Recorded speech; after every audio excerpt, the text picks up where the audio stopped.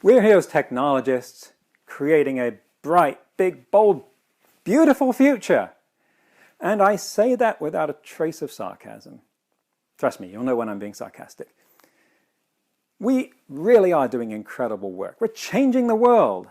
What an exciting time to be alive and contributing to the transformation of everything. But have you noticed how some people don't share that optimism? There are people who are afraid, skeptical, repelled by the prospect of more and better AI. There must be something wrong with them. After all, we're creating this wondrous future for everyone, the whole human race, including them. But you see, to anyone not on the inside with us, what we're doing looks to them as though we're dragging them on a blind date with technology. If you remember, before COVID, there was this thing called dating. Some of you may even have done it. I'm married, so I've forgotten all about it. Did you ever go on a blind date? When a friend said, "Trust me, you'll really like this person. They're perfect for you. I can't believe how much you're alike." How well did it work out? This is why Tinder was invented, to take the blind out of blind dates, right? We're not crazy about the blind part. So the next time you wonder, why can't the people we're creating all these wonders for see how glorious this future is going to be? The problem is not that they can't see. It's that we're the ones in the driver's seat. But when you're in the back seat of the car, you're at the mercy of the driver, and you don't have as good a view as they do. We're the ones taking them on a ride. And every time we hit a pothole, we saw it coming, but to them it was this sudden jolt that came out of nowhere. Meanwhile, we're calling out, "Don't worry, just a little bump. You're really going to like it where we're going." And they're like, "You're basing that assessment on what exactly? Have you been there already?" And we say, "Well, no, but we're pretty sure it's going to be awesome." Inspires such trust, no? And part of the problem is that we're right. It really will be awesome. And we can't wait to create the magical future we've been reading about in science fiction since we were kids, and now it's just around the corner, and we can finally have flying cars and modifiable genetics and brain-computer implants. And that makes it so hard to realize that this incredible future, even where it all works right, this glorious vision that excites us and gets us out of bed every morning, is utterly terrifying to the people outside of our club. Not even because they don't want these things, but because it creates this great space of unknowability. Our usual narrative is that people like that are resistant to change. And our counter-narrative is that the Luddites were wrong, and everyone like them in history who resisted change was wrong, and you can't stop change anyway, so don't try. I call this the Borg, as in the Star Trek Borg narrative. Resistance is futile. It's not very appealing when you're the ones being stared down by a mile-wide cube, though. Are they really resistant? Or is it that they haven't had the same kind of practice we have in embracing disruption? If you're in the tech industry, and I hope you are, or I may be in the wrong conference, then you live and breathe disruption. You embrace disruption. There never was a prettier sound to your ears than the word disruption. You have to do this, or you do not survive in our industry. We eat disruption for breakfast. We have been trained and bred through decades of ruthless natural selection to seek out disruption like truffle-sniffing pigs. Disruption has to be a good thing, right? Because we create most of it. People who don't live in our bubble, where we toss disruption over ourselves like pixie dust, don't have as high an opinion of it, though, with some justification. What have been the major disruptions of the last 5 years for them? Oh, right. That one worked out well, didn't it? And then, of course, there's the one we're still in. COVID gives disruption a bad name. Yes, it's exogenous. No, we didn't cause it, but that doesn't alter the fact that people have not had good experiences with planet-wide culture changes lately. In the world of blind date metaphors, this is like going to the nightclub and being mugged in the alley outside. It wasn't the nightclub owner's fault, but you might be forgiven for steering clear of the place afterwards. How do people outside our industry understand and view AI at the moment? Looking at some polls from the last 2 years, 47% are worried about the use of AI. 48% think companies' use of AI should be more regulated, and 40% think government's use of AI should be more restricted. This is despite the fact that 62% of them have never come in contact with AI or don't think they have. 50% of them are uncomfortable with their personal details being used by AI, and 30% are not comfortable with AI interacting with them. 53% of them think AI may be biased, 56% of them think machines cannot behave morally, and only 25% of them would trust an AI to decide whether they should get a loan. Pretty good, right? These figures are on a par with Donald Trump's popularity ratings at the end of his term.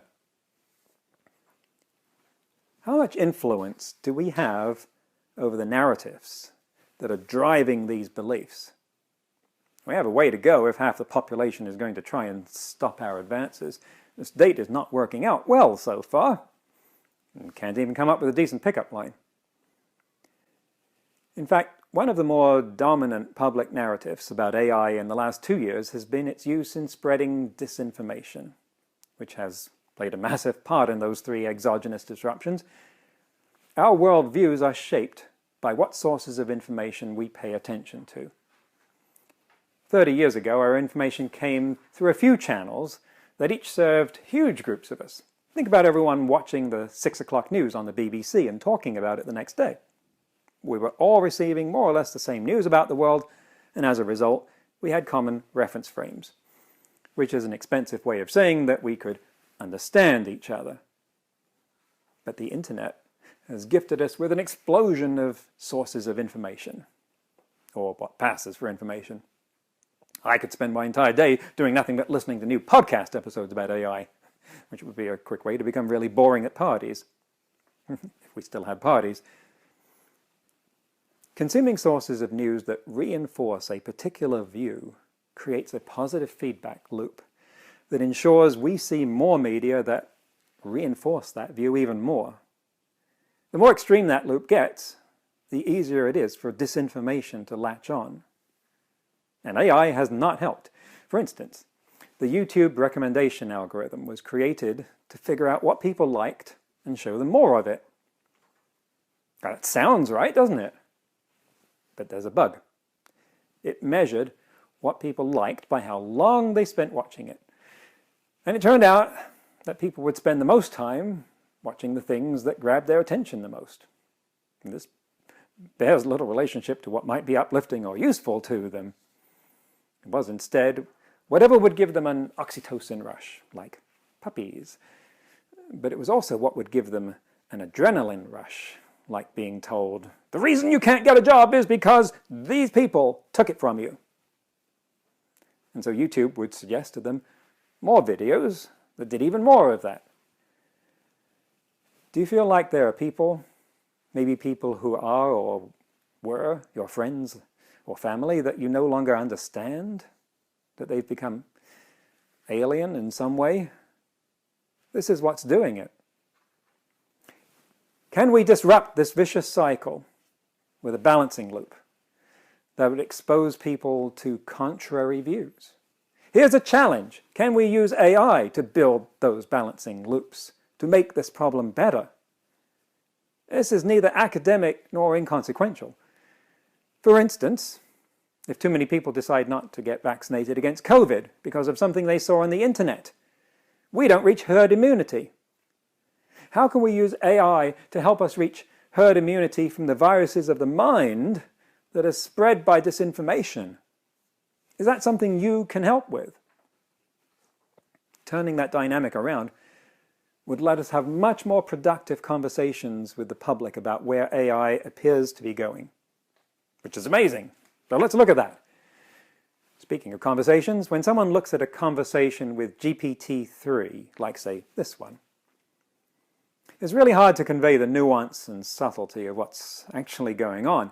If you haven't seen an example of GPT-3 in conversation, take a look at this. As far as it goes, this is Turing test passing level stuff. If this shows up on a documentary piece on the 6 o'clock news and they give you 30 seconds of rebuttal to explain why it's not really thinking, the audience is unlikely to appreciate the finer points of comparisons to Markov chain generators.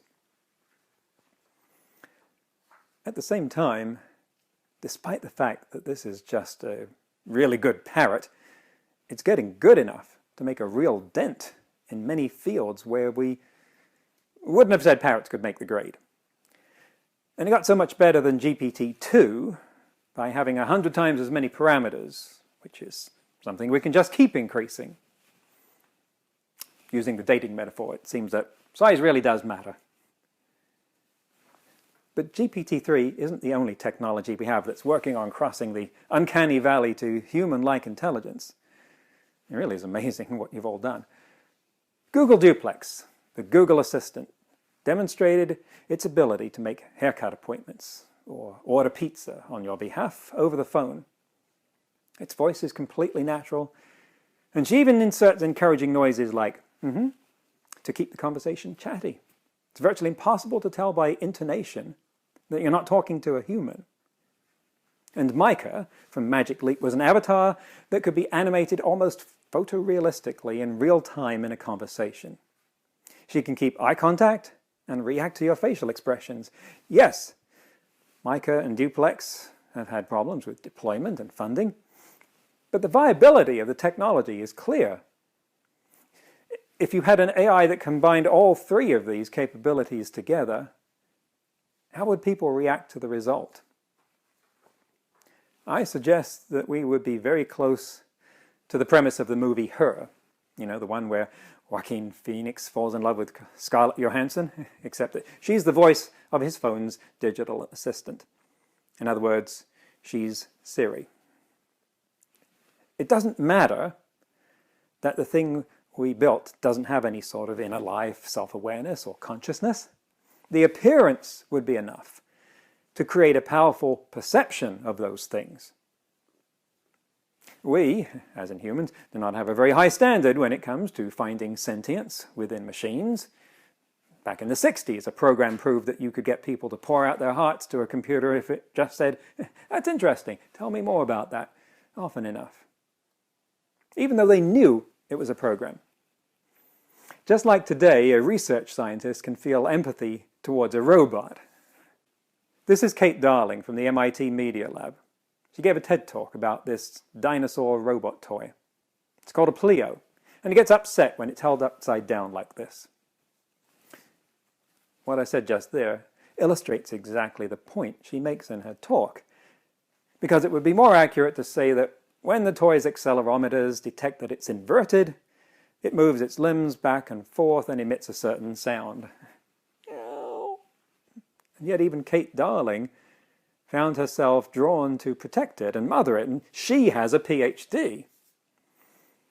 What this means is that we're very close to an era where machines will evoke instinctual and emotional responses that we had previously reserved to our fellow humans. People will be drawn to interacting with them as though they were sentient, even though we know every line of code in them and know they cannot possibly be. So even though we will still be a very long way from creating machines that have general intelligence, self-awareness, or free will, in some domains and some contexts, people will feel as though the machines do have those things. And that's enough by itself to constitute a massive shift in our relationship with AI. There's that word relationship again. How are we curating our relationship as a tech community with the people who will be our consumers, users, customers, which is just about everyone else?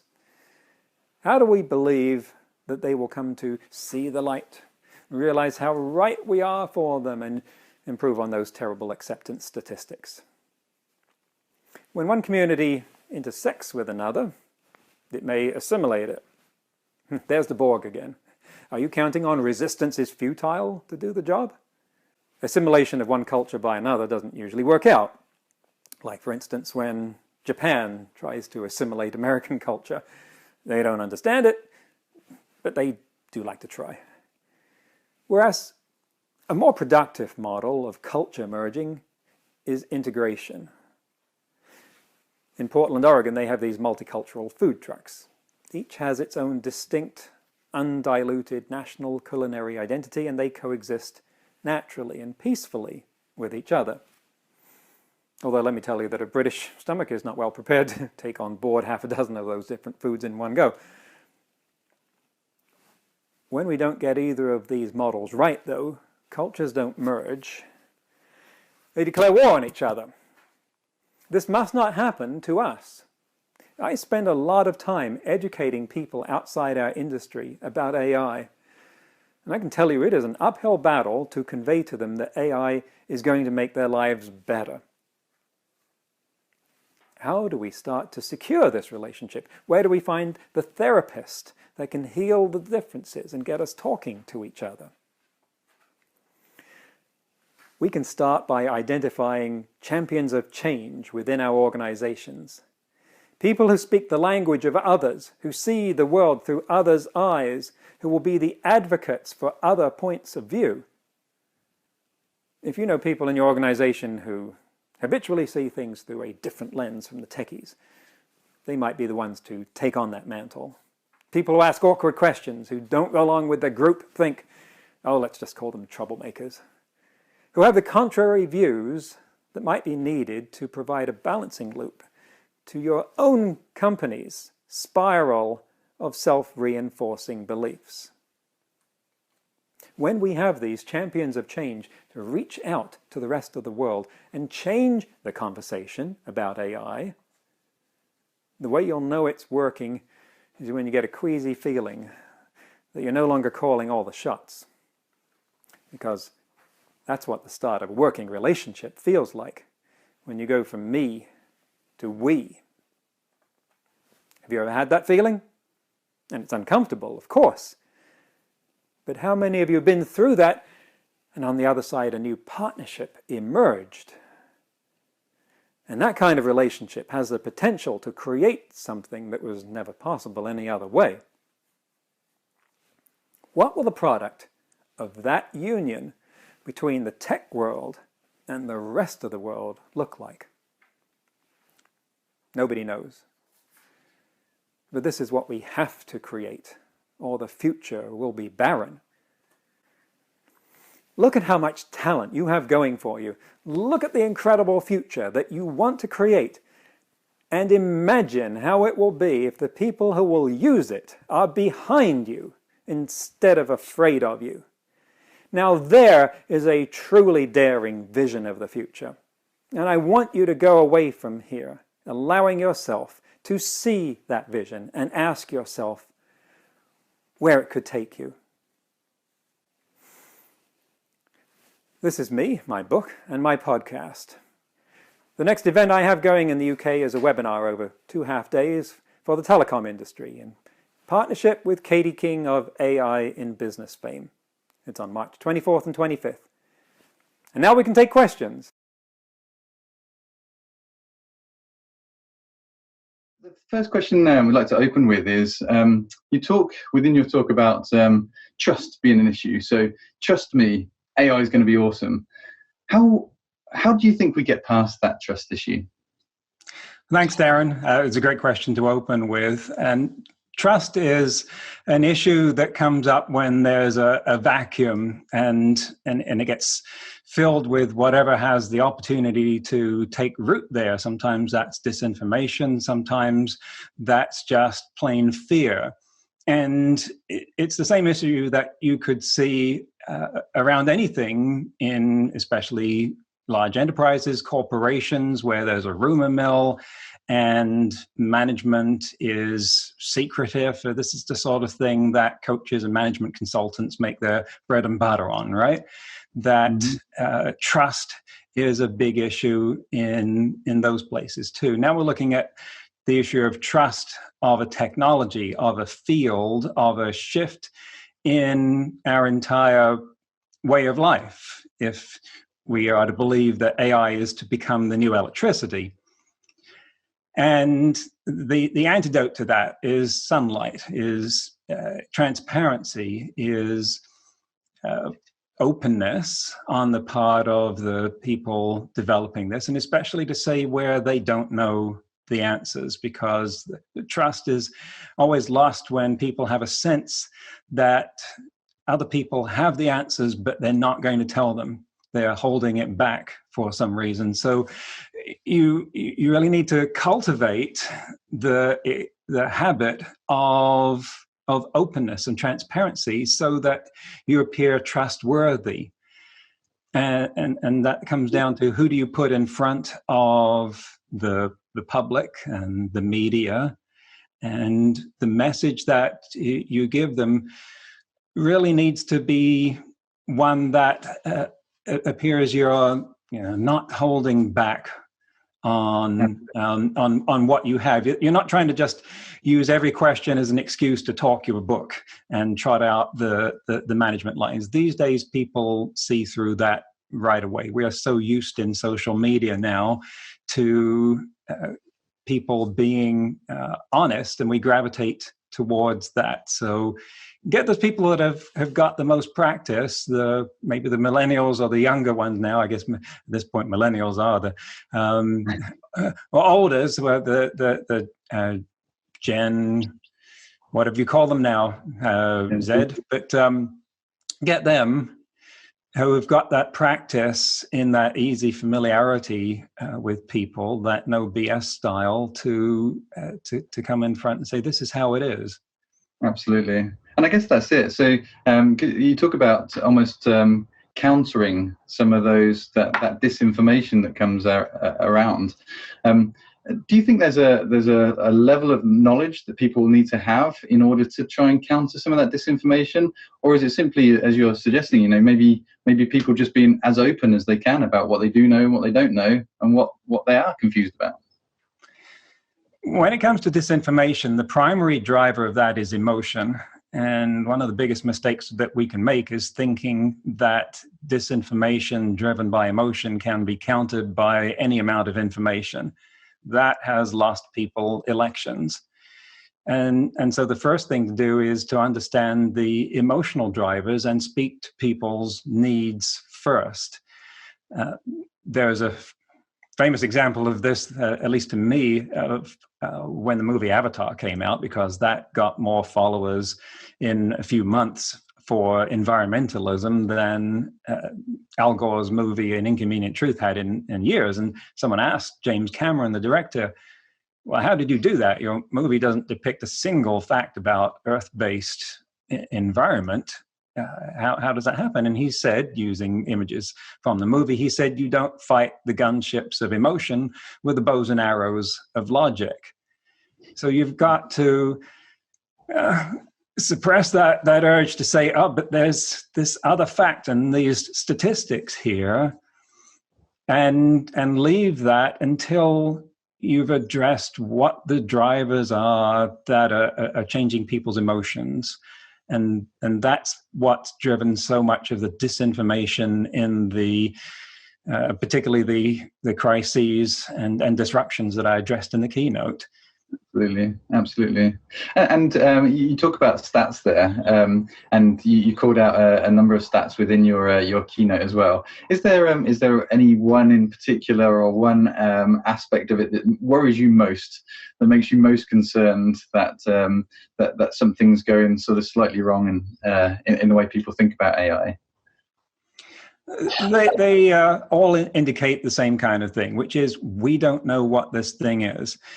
And the overall thing there that concerns me is the conflicting messages that the public gets about AI. And if you look at those messages, you'll see that they get everything from this is going to create a utopia and curing death, to this is going to wipe us out. And those messages come from equally respected corners, like Ray Kurzweil on one side, Stephen Hawking on the other. And who are you supposed to trust? We should try and understand what it's like to be in that position of not knowing this technology and getting this completely conflicting information. And there's really not much outside of that range, right? And to try and make sense of it. What are you supposed to do? Turn it into a popularity contest? Which one of these experts looks and sounds more appealing? The fact is that they can both be right. The fact is that the truth is more nuanced, but it takes longer than a 30-second soundbite on the 6 o'clock news to convey that. We've got to find the memes, the metaphors, the imagery that conveys what AI really is now and what it is really likely to become. Fantastic.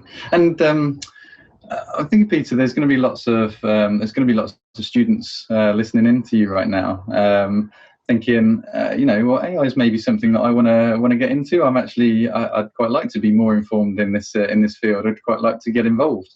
Have you got any particular advice that you might give to somebody just making their way in the world, thinking about AI as a future sort of career? Yes, and I love speaking to groups in that just entering the job market or about to consider their options for education for entering the job market demographic, and because they're really excited about this sort of thing, even when they understand the downsides as well as the promise. They're focused on what can we do to make the best outcome happen? So that is a great question. And I think the thing to realize is that for any of us who came out of high school years ago, that at that point, it was so different because the teachers could prepare us for just about any industry. You knew what the next 20 years at least of anything was going to look like. They could give you that preparation. Now we don't know what anything is going to look like 5 years from now, and so what do you do? And the important thing is to prepare yourself. It's like the Boy Scout motto: be prepared. You're going on a journey, and you don't know if it's going to be Amazon rainforest or the Andes or a desert around the corner. But you prepare yourself for that kind of surprise. And getting into the AI business, it's a guarantee that there are surprises there. We may think we know what this landscape looks like now. If you go back 10 years and ask, could we have predicted the sort of things that were going to happen with increasing the size of deep learning models, for instance? That wasn't a common sort of thing. Could we have predicted the secondary effects of that and the sort of things we've seen out of, say, GPT-3, or how people have utilized those kind of models? No, those are so hard to predict that I would say that the challenge is, don't try to predict those things, but ask yourself, what's your talent and what are you called to do? And you can apply that anywhere in AI, because AI covers so much. The world is going to have an AI tinge to everything. It really is going to be the new electricity, that it will be applied in so many places that you can take whatever you're most drawn to and say, all right, when I've learned what AI really is and what it can really do, I can put those two things together. And we're going to see the merging of things in between AI and other things. We're going to see AI psychologists. That doesn't exist as a job now, but it will. I don't know when, but at some point it will. Absolutely. And I'm conscious of time, and yeah, I'd love to be able to ask you more questions. But just on the final one, do you think there's a risk to businesses who are nervous about the rate of change that you're talking about? With AI, is constantly changing. There's a whole bunch of unknowns out there. Do you think there's a risk to businesses that don't start to embrace the change because they're worried that it's going to get leapfrogged? Any particular advice to businesses going through that sort of thought process at the moment? Well, that's a constant mantra for the last 20 years at least, innovate or die. It's ratcheted up the stress on business people enormously to have this rate of change rubbed in their face. On the other hand, it's true that that change is happening. Who wants to be the next Kodak? Invented the digital camera, but we're too attached to long, thin pieces of plastic to leverage it and operationalize it. So I would say that it's a matter of coming back to your core, understand what you're really in business for, and don't get attached to the way that you've done it, but get comfortable with and enjoy the process of reinventing that. It's something that AI, well, and this is a good place to perhaps reach the end here, but more than one researcher has said that the thing they love about working on AI and the reason they do it is because the more they learn about AI, the more they learn about themselves. And I don't know what else you could say that about in the tech field, but it is certainly true. And so that's, I think, the thing to embrace is that learning and what does it reveal about yourself? Because ultimately that's going to be the thing that makes the journey worthwhile. Perfect. Brilliant. Well, like you say, that's a perfect way to summarize and end this chat. So thank you ever so much again, Peter. Really appreciate your time. Thank you again for being part of the AI Festival. No, thank you, Darren.